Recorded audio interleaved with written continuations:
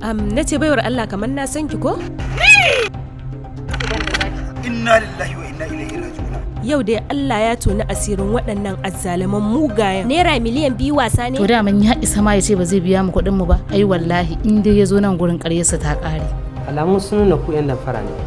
Ke da wasu mutane kun damfari su naira miliyan 2. What? Miliyan 2? Miliyan 2 banza miliyan wafi? Ka san mu suwaye a garin nan da za ka kalle muka ce an cuce ku miliyan 2? Mai girma gwamna za ku ce ku ba don wannan mata da kuka tsare kanwarsa ce. Kuma gwamna.